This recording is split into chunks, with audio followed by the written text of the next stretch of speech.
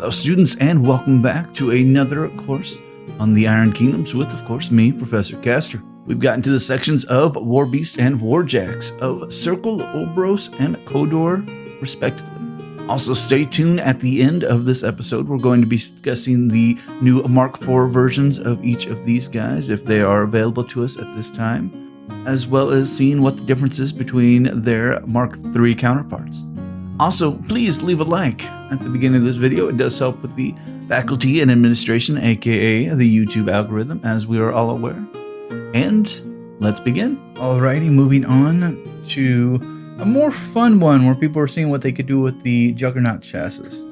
Of course, we're talking about the Marauder Khador Heavy Warjack. Marauder was initialized in a 522 AR, height 11 feet 7 inches. Weight 10.25 tons. It's probably because of his twin ram pistons that has attached to him as his armaments. Its fuel load is 860 pounds. General use 4 hours. Combat use 45 minutes. And this thing is definitely a great battering ram. Let's read what the archives have to say about it. Designed to pulverize both buildings and armored warjacks with equal ease, the Marauder is armed with a pair of pneumatically driven battering rams. Though originally developed to aid in siege warfare, these crushing rams are even more useful for obliterating or displacing enemy warjacks.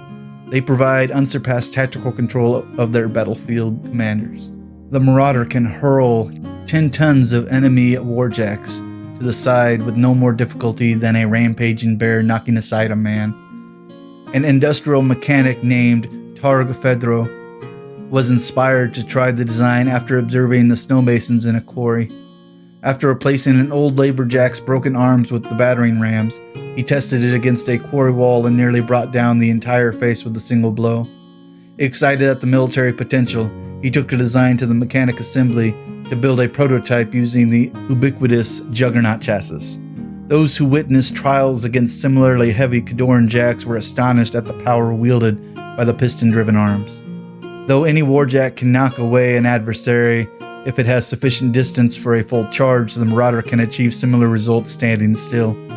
With the devastating power of its twin rams, the Marauder can send lesser warjacks flying through stone walls to become mere wrecks of torn steel and shattered pistons.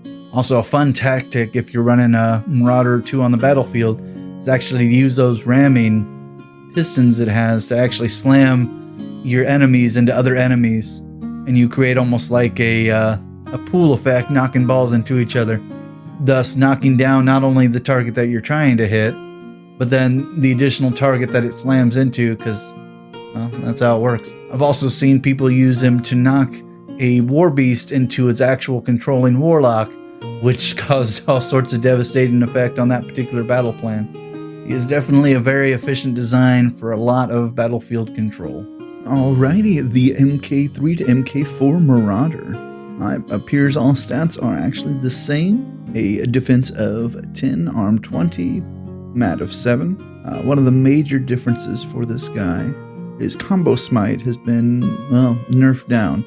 Instead of giving strength plus the power of double its weapon, since strength is no longer a thing, it's still slamming d6 inches of whatever he hits, and it is only the power of 16, unfortunately.